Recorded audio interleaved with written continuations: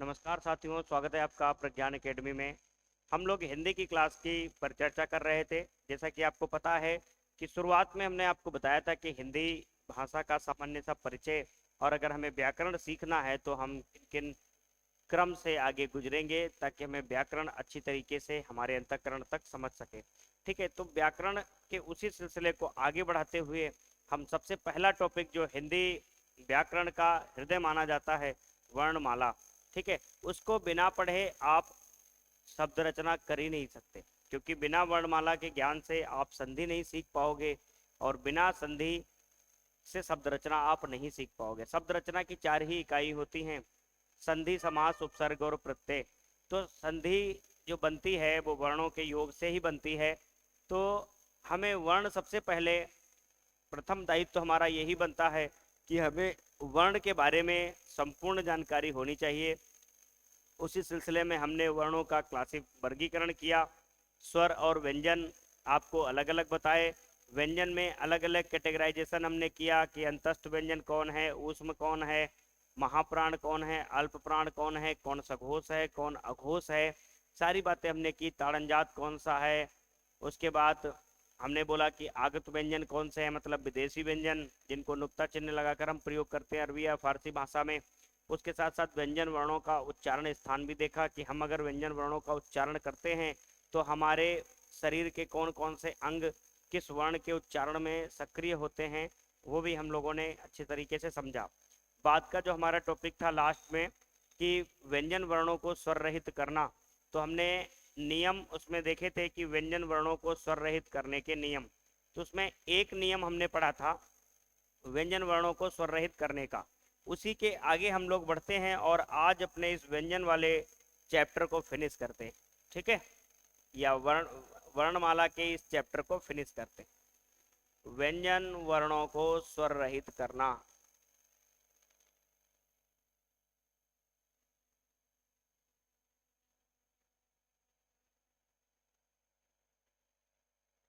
कहने का मतलब व्यंजन जो भी होते हैं बिना स्वर की सहायता से वो उच्चारित नहीं किए जाते हैं, तो उनको अब हम उनके अंदर छिपे हुए या उनका साथ देने वाले स्वर का खात्मा यहाँ पर करेंगे। कहने का मतलब व्यंजन वर्णों को हम अलग करेंगे स्वरों से। ठीक है, तो पहला नियम हमने देखा था कि नियम फर्स्ट की अगर हम बात करते हैं तो नियम फर्स्ट हमारा नियम पहला जो था हमारा वो खड़ी पाई का नियम था।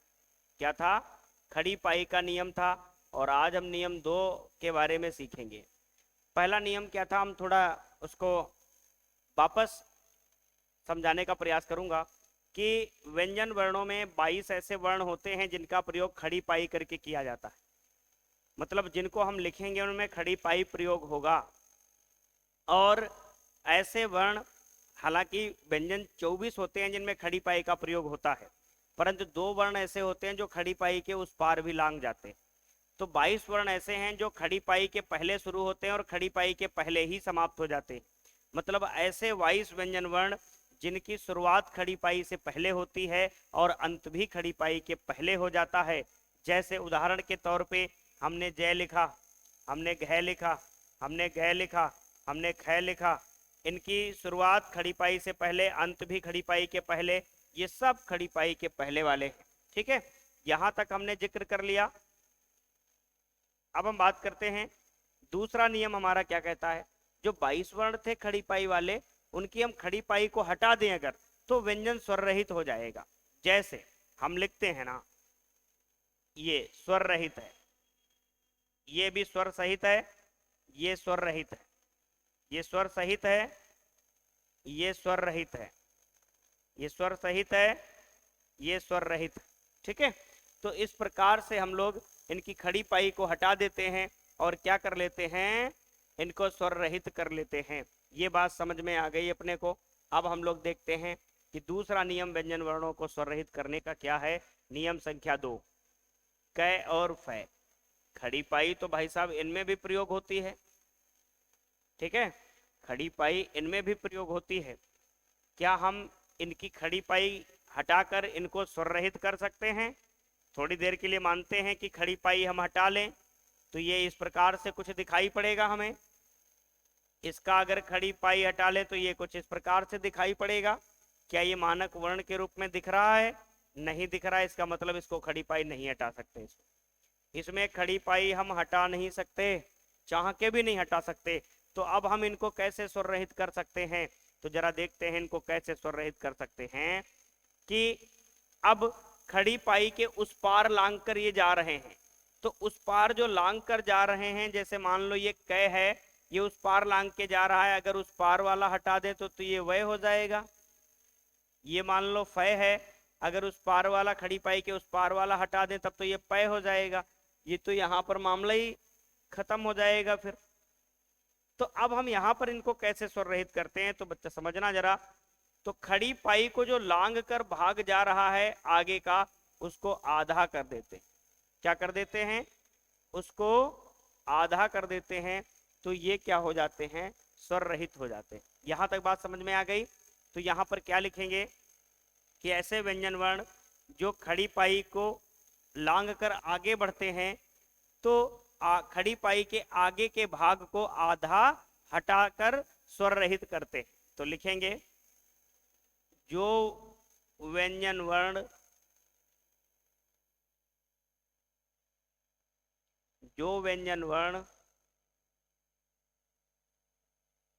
खड़ी पाई को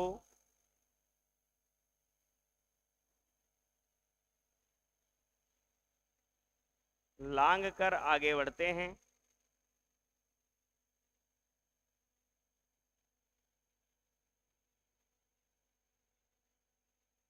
जो व्यंजन वर्ण खड़ी पाई को लांग कर आगे बढ़ते हैं, तो खड़ी पाई के आगे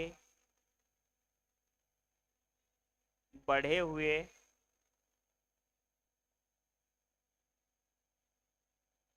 हुए भाग को आधा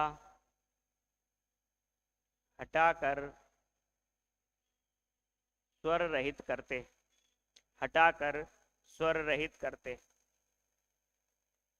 स्वर रहित करते। ये बात समझ में आ गई? अगर आपको ये परिभाषा समझ में आ जाए तो ठीक है, अगर ये जो हमने आपको सिद्धांत बताया ये समझ में आ जाए तो ठीक है। ठीक है, दोनों में से एक समझ जाना कि कभी खड़ी पाई को लांग कर जो आगे वर्ण बढ़ रहे हैं इनको कैसे स्वर रहित करेंगे। तो इनकी खड़ी पाई को हम टच नहीं करेंगे, इनमें जो आगे बढ़े हुए भाग को आधा हटा देते हैं और इनको स्वर रहित कर लेते हैं। हमने पढ़ा कि सर व्यंजन वर्णों की संख्या 33 होती है। कितनी होती है? 33 होती है। और जिसमें से हमने 22 पहले नियम में पढ़ लिए, 2 इस नियम में पढ़ लिए। कितने हो गए भैया? 24 हो गए। कितने हो गए? 24 हो गए। अब बचे कितने? 9 बचे हैं। कितने बचे हैं? 9 बचे हैं। 9 व्यंजन वर्णों को हम लोग देखते हैं। ठीक है, चलिए तो 9 व्यंजन वर्णों के बारे में हम लोग जानकारी ले लेते हैं थोड़ा आगे। और नियम संख्या तीसरा, तो नियम संख्या तीसरा हमारा क्या कहता है? ये नियम आप लोग जानते रहिएगा क्योंकि इनसे बहुत कुछ आपको जानकारी मिलने वाली। तो नियम संख्या तीसरे में 9 वर्ण बचते। कितने? 9 वर्णों का हम यहां पर जिक्र करते हैं। 9 वर्ण कौन कौन से वो 9 वर्ण हैं जरा देखते हैं। तो सबसे पहले कै वर्ग का 5वां अक्षर, चय वर्ग का दूसरा अक्षर या वर्ण, टय, ठय, डय, ढय, द, उसके बाद है, र। कितने हो गए? 3 3 6 2 8 1 9 वर्ण हो गए। कितने हो गए? 9 वर्ण हो गए। अब जरा थोड़ा इनको भी अलग अलग कर लेते हैं। इन 9 वर्णों में हम इनको अलग कर लेंगे। तो ये हमारे पास कितने आ गए? 8 वर्ण आ गए भाई साहब। कितने आ गए?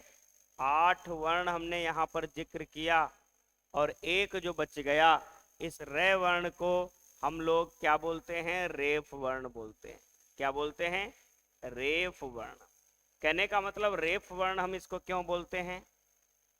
बाकी जो वर्णमाला के वर्ण होते हैं उनका उच्चारण हम लोग बचपन में करते थे, कैसे कबूतर, खा से कैसे कबूतर, खा से खरगोश, गा से गमला, घा से घड़ी, ऐसे पढ़ते थे ना बचपन में। परंतु वर्णमाला का उच्चारण ऐसा ठीक नहीं है। तो वर्णमाला का उच्चारण कैसे करते हैं? कार प्रत्यय जोड़कर, जैसे ककार, खकार, गगार, घगार, ठीक है, लकार, टकार, डकार, ऐसा कार प्रत्यय लगाकर हम आगे वर्णों के पीछे कार प्रत्यय जोड़कर हम उनका उच्चारण करते हैं। सारे व्यंजन वर्णों का, सारे स्वर वर्णों का हम कार लगाकर उच्चारण कर सकते हैं, कार प्रत्यय। परंतु रे वर्ण का उच्चारण हम कार प्रत्यय लगाकर नहीं करते हैं, इसको रेफ वर्ण की श्रेणी में रखते हैं। बाकी के जो बचे 8, इन वर्णों को लिखते समय हम जब नीचे की ओर आते हैं तो पेन हमें गोल गोल घुमाना पड़ता है। हर जगह देखो गोल गोल घुमाना पड़ता है पेन हमें। कैसा घुमाना पड़ता है? गोल गोल पेन घुमाना पड़ता है, इसलिए इनको क्या कहते हैं? गोलवर्ण कहते हैं। क्या कहते हैं? गोलवर्ण कहते हैं। और गोलवर्ण को अगर हमें स्वर रहित करना हो, अगर हमें गोल वर्णों को स्वर रहित करना हो तो हम क्या करेंगे? गोलवर्ण को स्वर रहित के केस में, स्वर रहित अगर करना हो हमें तो यहां पर हल चिन्ह का प्रयोग कर लेंगे। किसका? हल चिन्ह का प्रयोग अगर हम गोल वर्ण में कर लेंगे तो गोल वर्ण हमारे क्या हो जाएंगे? स्वर रहित हो जाएंगे। जैसे एग्जाम्पल के तौर पे इस प्रकार से ये सब क्या हो रहे हैं? ये स्वर रहित हो रहे हैं। क्या हो रहे हैं? स्वर रहित हो रहे हैं। ठीक है, ये सब स्वर रहित हो गए। तो जो गोलवर्ण होते हैं जिनको लिखते समय पेन हमें नीचे की ओर जब लाएं तो हमें पेन या पेंसिल क्या करनी पड़े? गोल गोल घुमानी पड़े, तो उसको हम क्या कहते हैं भैया? गोलवर्ण कहते हैं। क्या कहते हैं? गोलवर्ण। तो नियम संख्या तीसरा हमें समझ में आ गया। हम समझ लिए कि नियम संख्या तीसरा हमें क्या बतलाना चाह रहा है। तो हमने 9 वर्णों की बात की नियम संख्या 3 में, परंतु हमने यहाँ पर 8 वर्णों को स्वर रहित किया। बाकी बच गया एक, कौन सा? रे वर्ण। तो रे वर्ण को भी हम यहाँ पर देखते हैं। रे वर्ण को अगर हमें स्वर रहित करना हो तो हमें क्या करना पड़ेगा? तो रे वर्ण 4 रूपों में लिखा जाता है। 4 रूप होते हैं।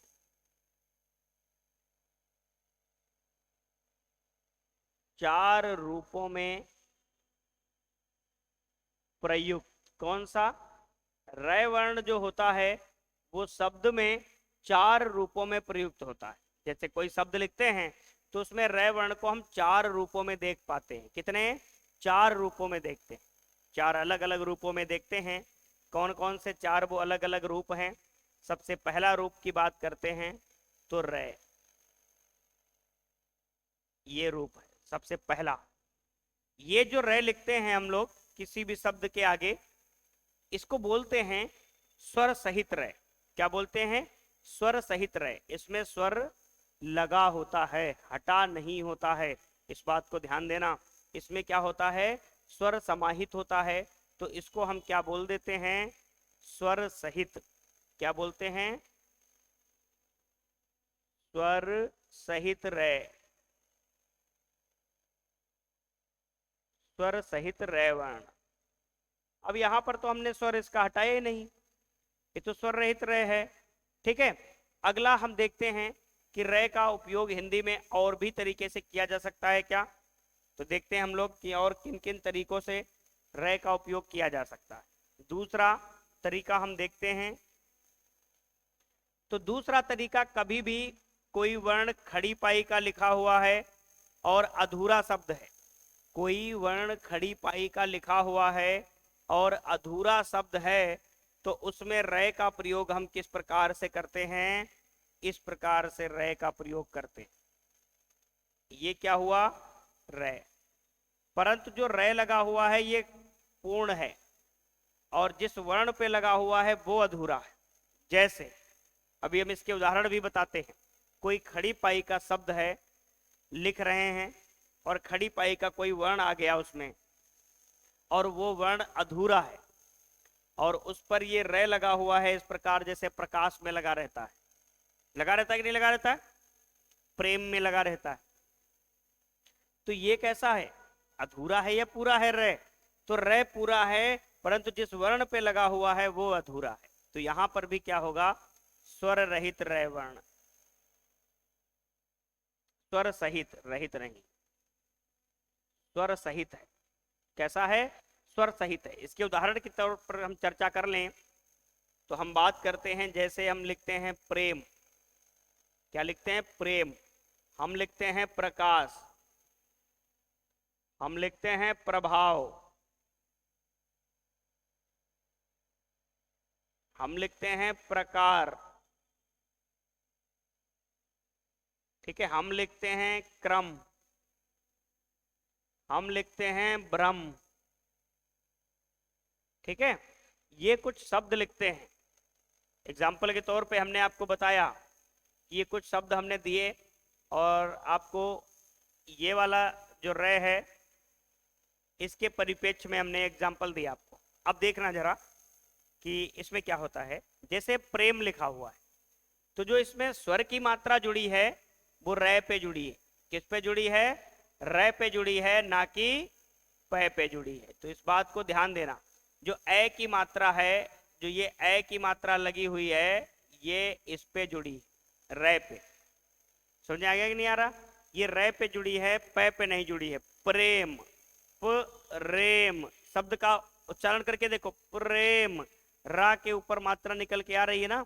तो ये ध्यान देना कि ये जो शब्द हैं, ये जो जिन पर रे लगा हुआ है इस प्रकार से, वो कैसा रे है, वो सब स्वर सहित है, सारे स्वर रे पर लगे हुए हैं। और जो जिस वर्ण पे लगा हुआ है, ठीक है, जिस वर्ण पे लगा हुआ है वो वर्ण कैसे हैं, अधूरे। क्या हैं, अधूरे। समझ आ गया कि नहीं आ गया? वो वर्ण कैसे हैं, अधूरे हैं, ठीक है। तो ये एग्जाम्पल हमने देख लिया। तीसरा देखते हैं हम लोग, रे वर्ण का उपयोग हम जब गोल वर्ण का उपयोग करते हैं, गोल वर्ण किसका उपयोग करते हैं, हम गोल वर्ण का जब उपयोग करते हैं, इसको हम लिख लेंगे साइड में गोल वर्ण, ताकि आपको याद रहेगा कि सर गोल वर्ण ऊपर लिखे हुए हैं हमारे, ठीक है। और गोल वर्ण की संख्या कितनी होती है, 8 वर्ण होते हैं। बार बार लिख लो, कई बार क्वेश्चन अगर पूछा भी जाए तो आप गलत करके नहीं आओगे। तो हमने आपको नियम बताया ना, गोल वर्ण को अगर हमें स्वर रहित करना होगा तो हम क्या करेंगे, उसके नीचे हलंत का प्रयोग कर लेंगे। गोल वर्ण के नीचे हम हलंत का प्रयोग कर लेंगे, ठीक है। और इस हलंत या ये स्वर रहित गोल वर्ण है, इस पर अगर हम रे का उपयोग करना चाहें, ये स्वर रहित गोल वर्ण हो गया। जैसे ये ठा है, टा है, छा है, या है, डा है, ढा है, ये स्वर रहित हैं। जब इनके नीचे हम हल चिन्ह का प्रयोग कर लिए तो ये स्वर रहित हो गए। अब इन पे रे का प्रयोग करना चाहें तो इस प्रकार रे का प्रयोग करते हैं, ठीक है। इस प्रकार रे का प्रयोग करते हैं। तो अगर हम इसको देखना चाहें तो हम इसको लिख सकते हैं, ये भी जो रे है वो स्वर सहित है, परंतु जिस वर्ण पे लगा हुआ है वो स्वर रहित है, ठीक है। इतना ध्यान देना, ये कैसा है, स्वर रहित है, और जिस वर्ण पे ये लगा हुआ है वो कैसा है, स्वर रहित। और जो ये रे है वो स्वर सहित है, ठीक है। तो थोड़ा ध्यान देना इस पर, स्वर सहित, ठीक है। अब अगर हम बात करते हैं, कई ऐसे शब्द आपने देखे होंगे अपनी जिंदगी में, बहुत ऐसे शब्द देखे होंगे। जैसे हम बात करेंगे कि इससे रिलेटेड, जैसे आपने लिखा देखा होगा ड्रामा, कहते नहीं कि बहुत ज्यादा ड्रामा मत करो, तो ड्रामा कुछ इस प्रकार से लिखा जाता है। ट्रामा सेंटर, आप हॉस्पिटल पे जाते होगे, ट्रामा सेंटर लिखा मिलता होगा, मिलता है कि नहीं मिलता है? तो जब कभी भी हम इन वर्णों को देखते हैं ना, तो हमको ऐसा लगता है कि ये जो दोनों जो मात्राएं लगी हैं दोनों रे हैं, ठीक है। हमने बचपन में कभी भी हम देखेंगे तो हमको यही लगेगा कि दोनों ये रे ही होते हैं, परंतु ऐसा वास्तविक नहीं है। ये वाला जो होता है ये रे होता है, और इधर वाला जो होता है ये हलंत होता है, हल चिन्ह होता है, ठीक है। क्या होता है, हल चिन्ह। ट्रक में हम टय के नीचे रे लगा देते हैं दोनों, तो उसको दोनों को रे नहीं पढ़ते, हम एक को रे पढ़ते हैं, दूसरे हल चिन्ह होता है, क्योंकि टय जो उसमें होता है वो स्वर रहित होता है, मतलब उसमें स्वर का उपयोग नहीं होता है। अगर हम रे लगा देते हैं तो रे स्वर सहित होता है और जो हलंत वाला होता है वो स्वर रहित होता है। तो यहाँ पर हमने व्यंजन वर्णों की बात कर रहे हैं। अपने 33 व्यंजन वर्णों को हम अकेला कर दिए बिल्कुल। अभी तक वो क्या थे, स्वर के साथ में उपयोग हो रहे थे। अब स्वर ने इनका साथ छोड़ दिया, अब ये अकेले उपयोग हो रहे हैं। ठीक है, आगे हम चर्चा करते हैं इसी पर थोड़ा।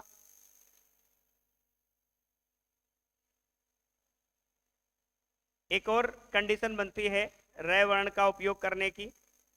जैसे कोई सिरोरेखा का वर्ण है और सिरोरेखा के अगर ऊपर कोई रे आता है, ये संधि में भी एक बहुत अच्छी पहचान होती है कि सिरोरेखा के ऊपर अगर रे आ रहा है तो ये गुण संधि का उदाहरण माना जाता है। ठीक है, तो ये जो रे प्रयोग हो रहा है यहाँ पर, कोई भी वर्ण है जैसे कार्य में, ठीक है, या आपका मर्यादा में, तो ये जो रे है ये हमेशा स्वर रहित होता है। कहने का मतलब इसमें हम स्वर का प्रयोग नहीं करते हैं, ये स्वर रहित होता है, ये अधूरा रे होता है। इससे जुड़े हुए बहुत सारे एग्जाम्पल हम आपको बताते हैं। जैसे कार्य, ठीक है, कार्यक्रम, इसमें दोनों प्रकार के रे का प्रयोग हो जाता है। ठीक है, कार्यक्रम ये पूछा गया शब्द है, कार्यक्रम में कै पे लगा हुआ रे स्वर सहित है या स्वर रहित है। ठीक है, ये पे लगा हुआ रे जो है स्वर रहित है, कै पे लगा हुआ रे क्या है, स्वर सहित है। उसके बाद मर्यादा, पर्याप्त, ठीक है, ऐसे बहुत शब्द हैं जिनमें हम रे का प्रयोग करते रहते हैं। ठीक है, परंतु हमें वर्तनी की दृष्टि से सारी बातें हमें जाननी चाहिए कि हम कहाँ पे कुछ गलत पढ़ रहे हैं, कहाँ पे कुछ सही पढ़ रहे हैं। तो आप इसको फटाफट से स्क्रीनशॉट ले लेना।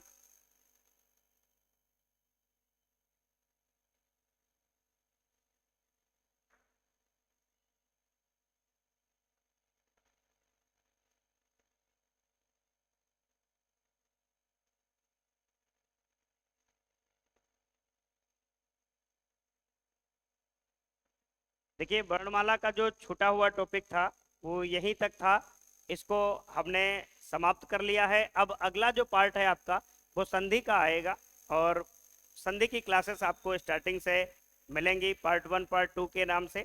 और संधि को हम लोग कुछ स्पेशल तरीके से पढ़ेंगे, हर एक चीज को, हर एक पहलू को समझते हुए चलेंगे। ठीक है।